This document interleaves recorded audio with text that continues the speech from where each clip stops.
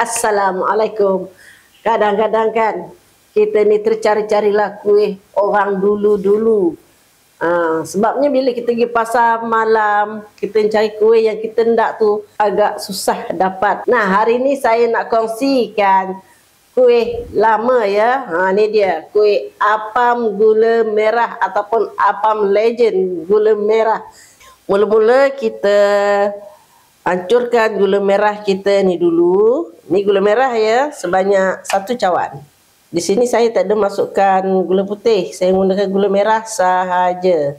Okey, 1 cawan ni, 2 cawan air kosong. Yang ini kita letak atas dapur sekejap untuk kita hancurkan gula merah ya. Dah siap.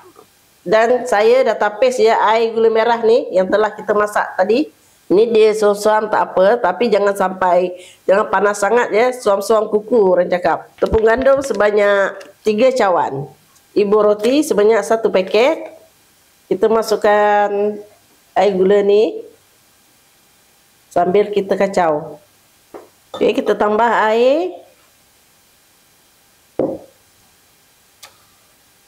1 cawan ya, sedikit dingin sedikit. Okey, macam ni dah rata. Sekarang kita tapiskan adunan kita ni. Bismillahirrahmanirrahim. Supaya adunan kita ni halus ya, kita tak nak yang ada berketul-ketul. Okey.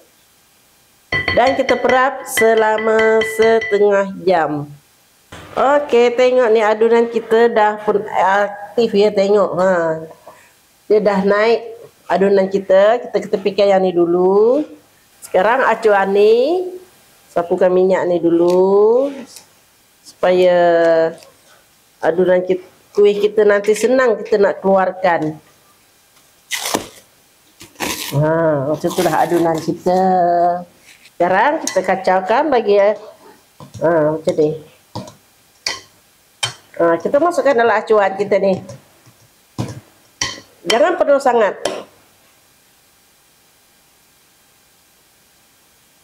Okey, nampak ni? Dah siap. Sekarang kita kukus selama 15 ke 20 minit ya. Okey ya, kelapa ni kita masukkan sedikit garam. Gaulkan dia. Kita kukus selama 5 minit. Apam kita dah pun sejuk, bolehlah kita keluarkan daripada acuan. Bismillahirrahmanirrahim. Tu dia.